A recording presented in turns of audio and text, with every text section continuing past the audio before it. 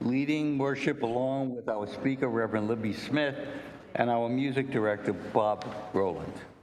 I'd like to thank the members of our tech team this morning, the members of our hospitality team, and our online hosts. Our speaker this morning, Reverend Libby Smith, was ordained in 1992 and has served both as a parish minister and a chaplain. Now that she's retired, she sees her work as a part-time patchwork ministry of trying to say yes, made up mostly of guest preaching and rites of passage. She has enjoyed her connection to UUCDC over the years and is delighted to return, as we are to have her return. If you're viewing on Zoom, please remember that you can enable closed captioning if that's helpful. And if you'd like to talk to others online, participants are invited to remain logged in after the service, and you will be invited to a breakout room.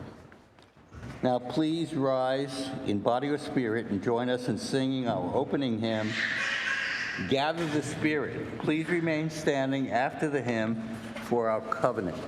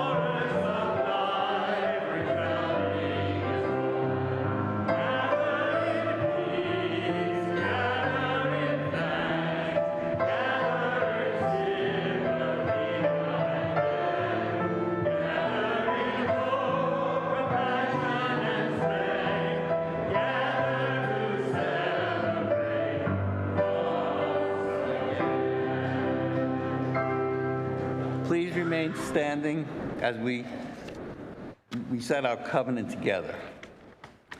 Enriched by our differences and joined together in our search for meaning, we covenant with ourselves and each other to seek truth in the spirit of love, to strive for justice, and to serve others with a joyful heart.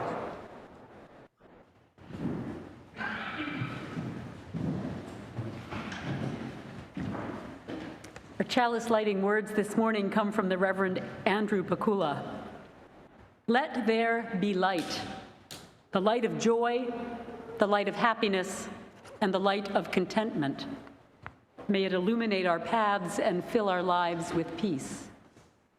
And let there be dark, for it is from our dark places that we are brought forward, tried and tested and impelled toward growth. It is in these places that we realize compassion and learn to love. And there was day and there was night, and there was joy and there was sorrow, and it was good. And now let's join in our singing our loving kindness meditation.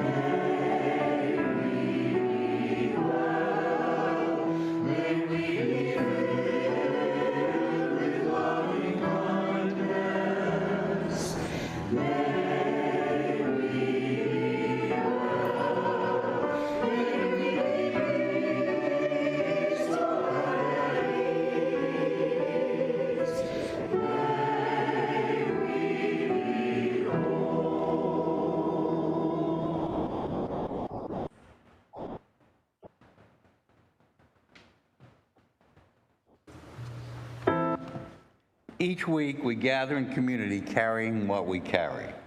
We may be feeling full of joy or full of sorrow. We honor whatever it is we're feeling, wherever we are, by dropping stones of joy or sorrow into our bowl, or if joining us online by sharing in the chat. All are welcome to come forward and drop a stone.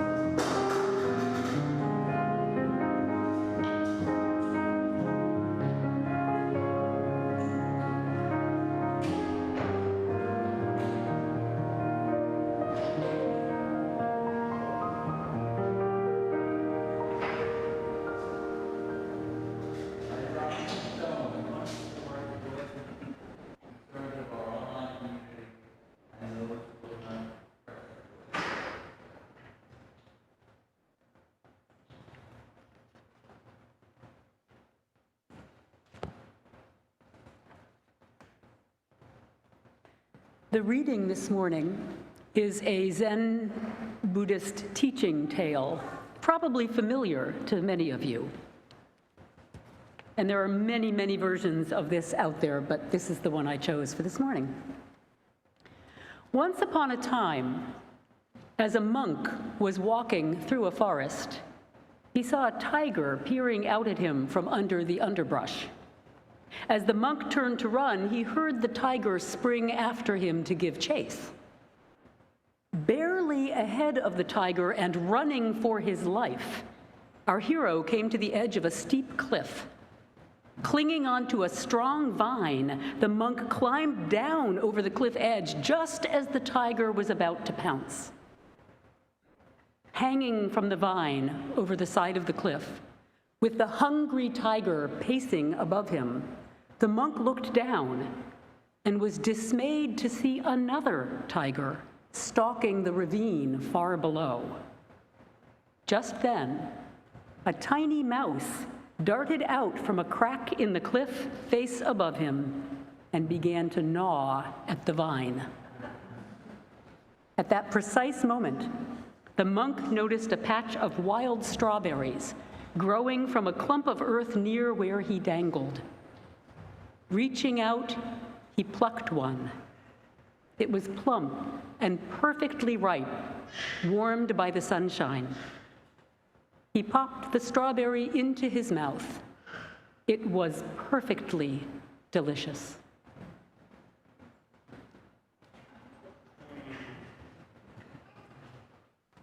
Please rise in body of spirit and join us in singing Spirit of Life.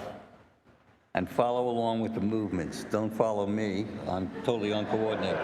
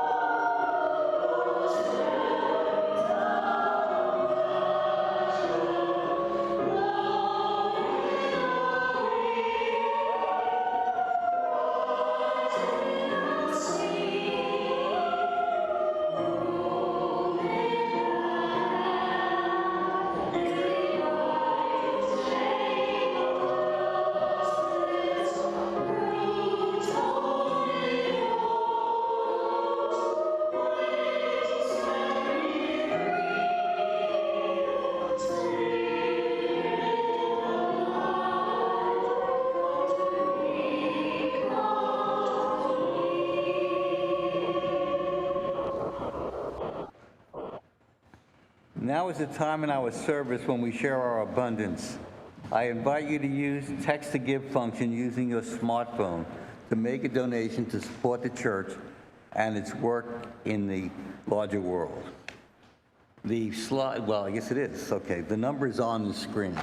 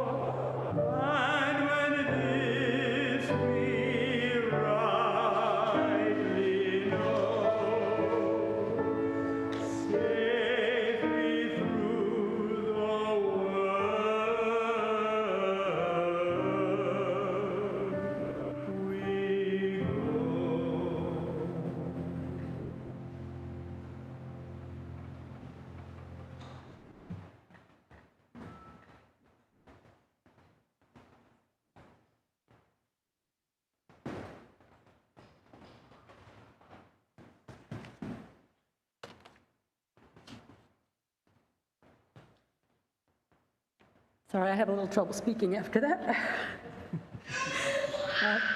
I had mentioned to Bob that that hymn would be a particularly appropriate one for my theme this morning because I was going to be quoting the text, but that hearing it instrumentally probably wouldn't evoke necessarily for people if you didn't happen to know the words. And he said, oh, well, I have a beautiful setting of that piece with the other words that are often used with that tune, and I could just use the Blake words instead. What a gift. A beloved member of my little Mennonite community is dying of lung cancer.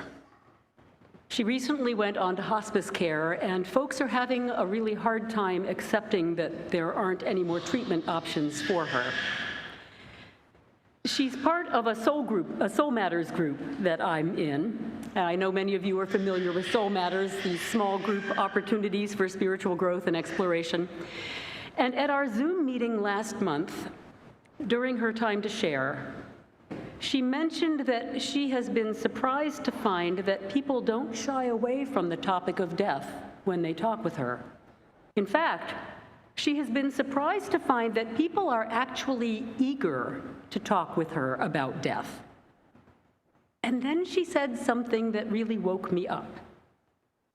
When you're talking with people about death, she said, it's really important that you bring all your joy to the conversation.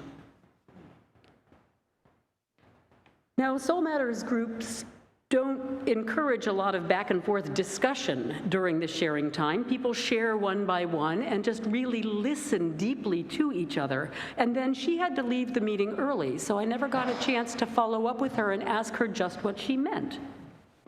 And then for a while, she was too weak and too tired for visitors. So until I could talk with her again, I took her comment and sat with it and came to my own conclusions. I got the clear impression that she was finding all those conversations about death somewhat difficult.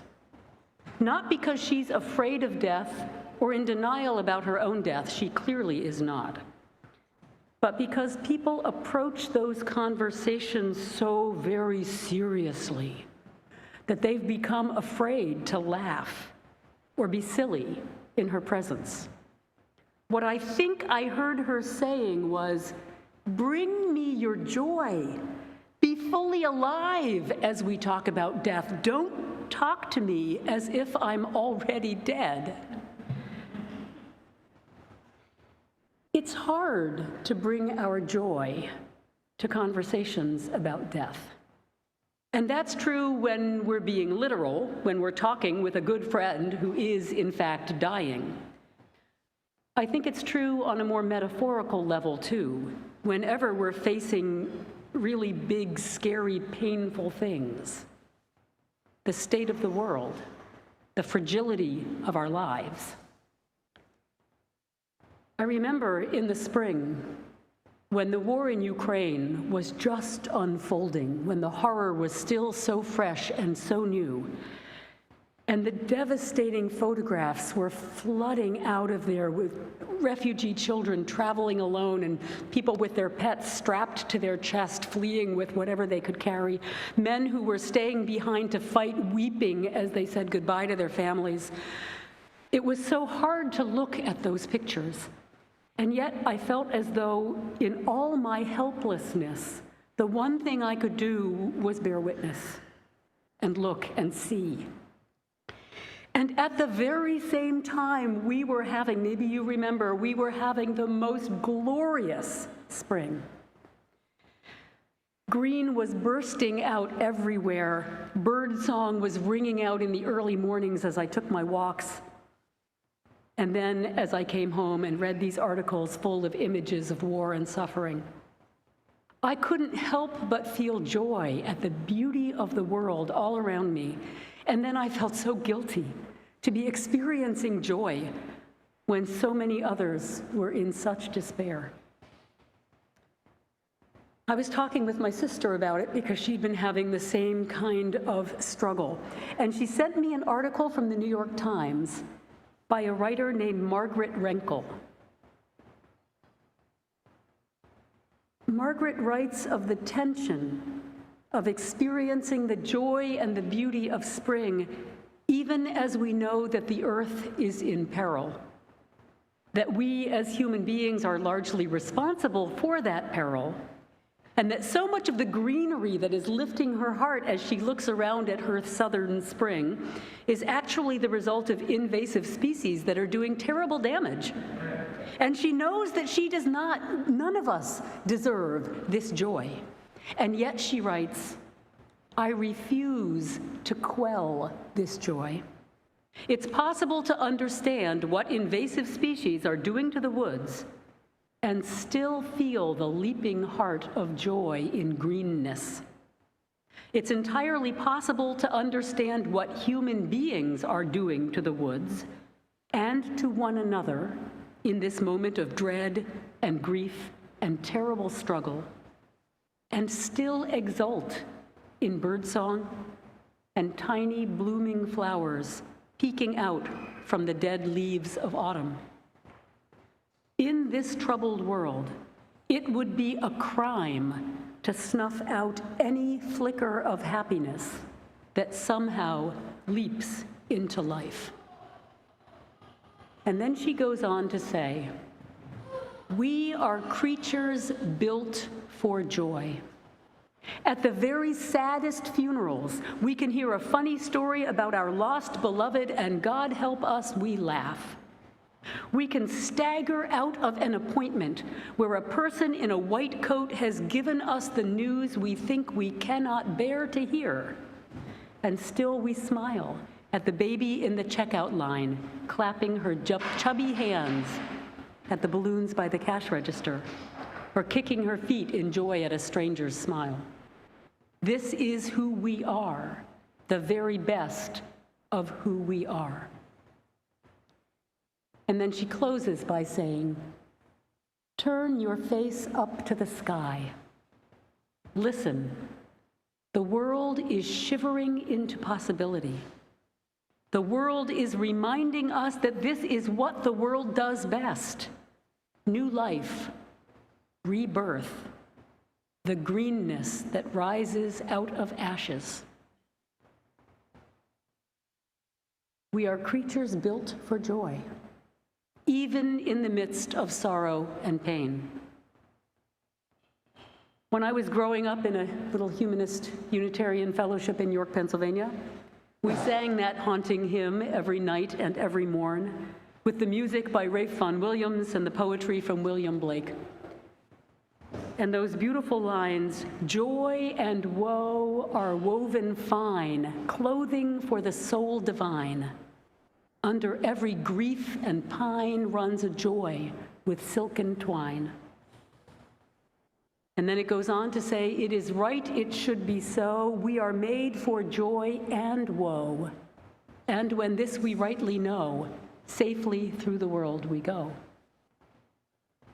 Yes, we are, as Margaret Renkel says, creatures built for joy. And we are made for joy and woe. As I thought about this, I realized that for me there are two different circumstances where I have a lot of trouble living into that reality that joy and woe are woven fine. When it's hard for me to bring my joy to the conversation. Sometimes when I'm in the presence of someone else's pain and suffering, I may be aware of the joy in my own life, but it can feel inappropriate or even disrespectful to acknowledge that joy. How dare I feel joy when my friend is dying, when refugees are running from the bombs, when the earth is on fire, when the rivers are flooding and people are dying. But it's also a struggle to bring my joy, or even to be aware of any joy, when I'm trapped in my own personal fear or pain or sorrow. When we're facing really hard things in our own lives, when it's our own death, our own safety, our own grief, it can be very hard to connect with joy. There's a line that I love in a children's book called The Knowing Book, where the narrator is reminding the reader to trust their life and live with courage and confidence.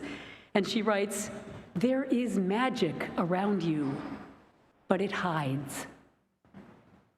Sometimes the magic seems very well hidden indeed, and I lose sight even of the possibility for joy. And yet the claiming of joy, even in the midst of death, literal or metaphorical, is an imperative of the spiritual life. The Buddhist story that I used this morning makes that point in an unmistakable way.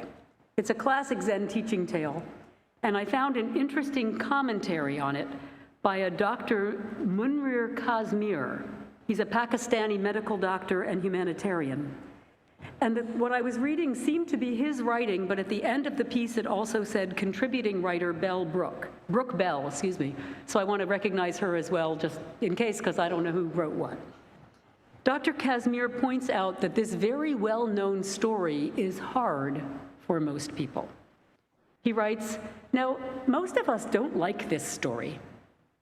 Indeed, even devout students of Zen Buddhism struggle with this teaching and its meaning. Most particularly, in societies heavily influenced by Hollywood, modern tastes generally run more toward the happy ending. We want the mouse to speak, perhaps offer to save the man by some magical bargain. We want the strawberry to transform the man into a bird who flies away to safety. But most of all, we just can't stand the ending of The Tiger and the Strawberry. The most burning question is left unanswered, dangling. What happens to the man?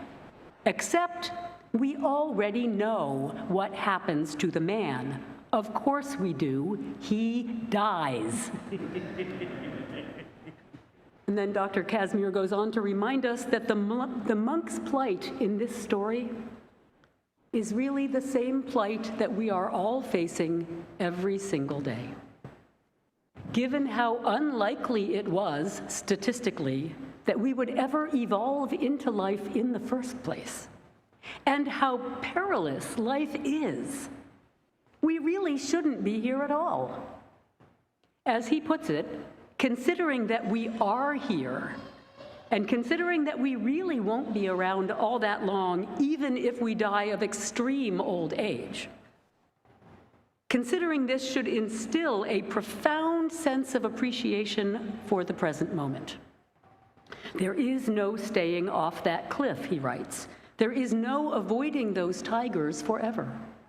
The mouse of inexorable time is chewing away at our lifeline moment by moment. The only choice is whether or not we will notice, eat, and enjoy the strawberry. Because whether we enjoy it or ignore it, we're still getting eaten by that tiger.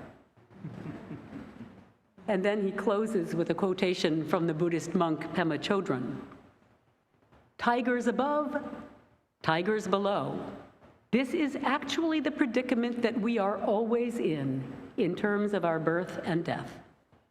Each moment is just what it is. It might be the only moment of our life. It might be the only strawberry we'll ever eat. We could get depressed about it, or we could finally appreciate it and delight in the preciousness of every single moment of our life. That monk brought all his joy to a conversation about death in that moment, and the strawberry was so very sweet. If you know much about Buddhism, you know they don't shy away from talking about death and living our life within the knowledge of our own coming death. But I think this is also an important part of the message of Christianity, too, and the journey from crucifixion to resurrection in the Christian story. And much of what I'm about to say is not what gets lifted up in the most traditional Christian theologies. It tends to get lost because those traditional theologies put so much emphasis on the resurrection as a literal event that has defeated death. In the Mennonite Church on Easter, I actually stand there and sing, "For Jesus has risen and we shall not die." But of course we will die. We all know we will die, just like the monk in the story. He dies. For me, the real message is not that we will never die. It's that in the face of even such terrible suffering, joy can still arise. It's not about a literal resurrection that overcomes a literal death. It's about a rising of the spirit that is not stifled by the fact of death. Now, this isn't a sermon on UU understandings of the resurrection, and if you want to negotiate with your interim to have me back on Easter to preach that one, we can talk about it. But I believe that Jesus lived out of a deep conviction of what was right, of what he believed God called him to model for others, a realm of love and healing and hope. And he was so committed to that vision that he was willing to die for it. And even in their deep grief and fear after his death, his disciples felt the ongoing presence of that love and the joy that it brought them. They were able to bring their joy to a conversation about death because they knew that death could not destroy love. It's sort of a cosmic version of the way we laugh with joy even through our tears as we remember our loved ones at funerals. Throughout our lives, we face very real pain, real suffering, real fear. This is not a Pollyanna sermon saying, oh, just look on the bright side of things and count your blessings and everything will be fine. It's a reminder that in the midst of that pain and suffering and fear, we are still called to honor and experience joy. To do so is not a betrayal of those who suffer, and it's not a denial of the dangers or the hardships of our own lives. In fact, claiming the joy of the beauty of this earth can help inspire us to work harder to save it. But staying in touch with the joy is what sustains us through the struggle and gives us the energy to work for all that is still beautiful and good in our own fragile lives and in this beautiful but broken world that we share. Back in the spring, I attended the installation of the Reverend McKinley Sims at the UU congregation in Mount Airy. And my dear colleague Kent Mathias gave the charge to the congregation at that event. He charged them to transform lives as disciples of love, courage, and hope. He gave them 3 specific ways they should do that. And the first was to keep on loving life. He said, "Celebrate life like David, who danced before the Lord with all his might. Sing like Mercedes Sosa, gracias a la vida que me ha dado tanto, thanks to life which has given me so much. Engage with beauty for the sake of beauty. Listen to Mozart and Marsalis. Exalt in the paintings of Botero and Modigliani. Take hikes along the blazing azaleas in the Wissahickon. Loving life will keep your soul battery full. Loving life will help you live out and share the truth of resurrection. You don't have to wait for a heavenly chariot to take you away to some far-off land. By growing, learning, and changing, you can be born into being more fully alive right now. We can be born again and again and again." To which I said, "Preach it, Kent."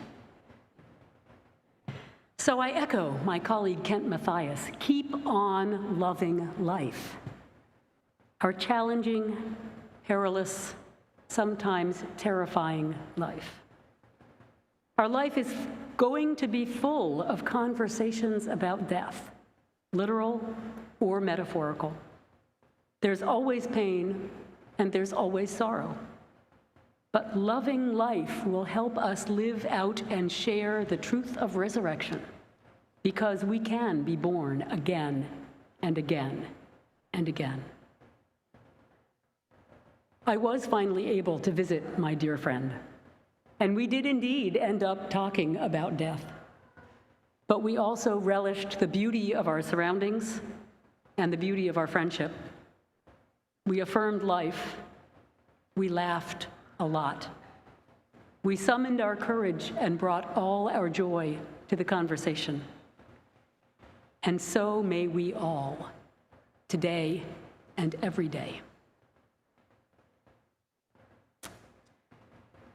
I invite you to rise in body or spirit for our closing hymn, "My Life Flows On in Endless Song."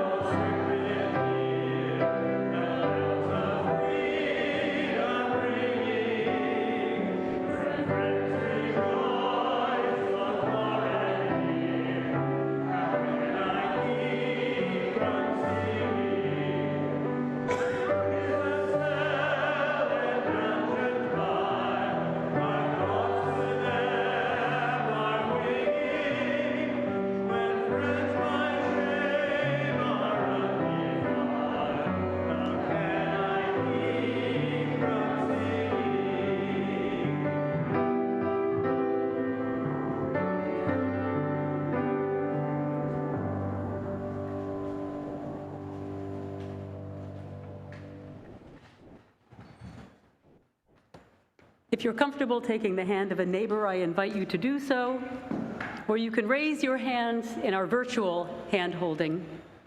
And if you know the benediction that has been such a tradition here, I invite you to say it with me. For those who come here seeking God, may God go with you. For those who come here embracing life, may life return your affection. And for those who come to seek a path, may a way be found and the courage to take it step by step. Blessed be.